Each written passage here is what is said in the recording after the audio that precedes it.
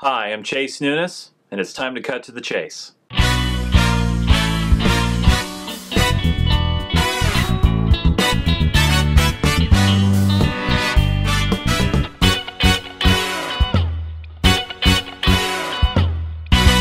Hey friends, welcome to my very new show. A show that you're going to see a lot of this mug right here.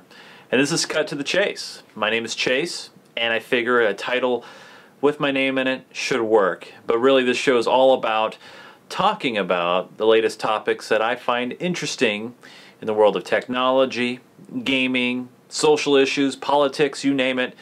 Nothing will be a stranger on the show. To give you a little background on who I am, I've been doing this podcasting thing for about 8 years now, and I love it. I love interacting with the community and chatting with people like yourself who just like to, I don't know, like quality work. Well, wait, is this quality? We'll have to find out. Anyway, so what I'm going to talk about for episode number 1 is one of those topics that is just ongoing, and we really don't know a true winner yet, and that is Xbox One versus PlayStation 4. Now I know you're going to say, Chase, you can't be biased. Well, I mean, you can't be unbiased because you're going for Major Nelson. You're wanting to work at Xbox, and yes, that is true. However, I'm not afraid to say a few things about them in a negative light. First and foremost, the price point. $499 for the Xbox One versus $399 for the PlayStation 4. Now, if you're just looking at price point alone, it's a no-brainer. You go for the PlayStation 4 because that's going to save you some money, of course. And then you could spend that on a controller or video game or $100 HDMI cable. But here's the thing. It comes with a Kinect, and not everybody wants the Kinect. Believe me, if I had an option to not get the Kinect, as much as I think the vocal features are really, really cool, I would have. Because I like choice. I like having an option and saying, I don't want it. Now, to Microsoft's credit, they went ahead and disabled the embedded options so you could go ahead and turn off the Kinect if you don't want it, but really it's besides the point.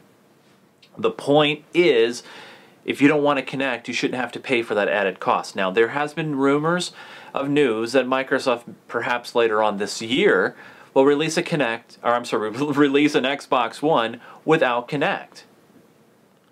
Well, gee, maybe you should have done this at the start. Now, right now, Titanfall just came out, and it's exclusive to the Xbox One console, and they're hoping that the game will be a console mover. People will buy the console for the game, so we'll see. Now, on the other side of the coin, PlayStation 4, doing a really good job right now. They are kicking the snot out of the numbers. They're also kicking the snot and saying that our games are 1080p at 60 frames per second, while a lot of the Microsoft games are lacking a little bit. For example, they're lacking a lot when it comes to Titanfall. It's not even running at 1080p 60.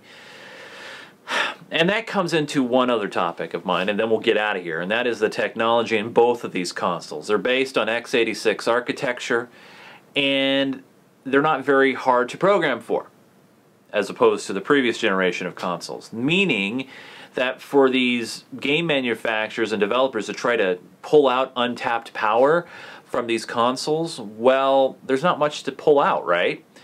And a lot of these things that are in these consoles are not high-end. Remember when consoles used to be higher end than PCs, or something that you couldn't get, you couldn't achieve at home? But now you can. And I think with the advent of the Steam boxes coming up around the corner, and you have many different manufacturers coming out with those, like Alienware and Falcon Northwest and iBuyPower. They're not paying me to say that, I just know that off the top of my head. There's going to be competition in the living room space, and I believe, and I really feel this, that while these consoles are great for kickback gaming, where you don't have to worry about drivers and plugging in and doing all those sort of things, I really feel that the Steam box could be a big mover in the living room space, and I cannot wait for that. What do you guys think? Honestly, I want to know, and I don't want this to turn into PlayStation 4 versus Xbox versus PC. I really want you guys to think, how big is it going to get?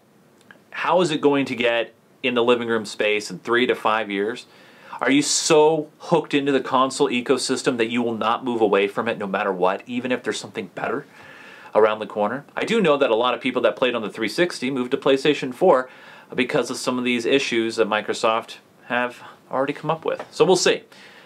Please let me know what you think. Hey, let me try that again. Please let me know what you think. Rate, comment, and please subscribe to this channel. And I'd like to know what you want me to talk about for upcoming Cut to the Chases. Just leave it right in the comments below. Otherwise, you guys have a great one. Thanks for watching. Take care.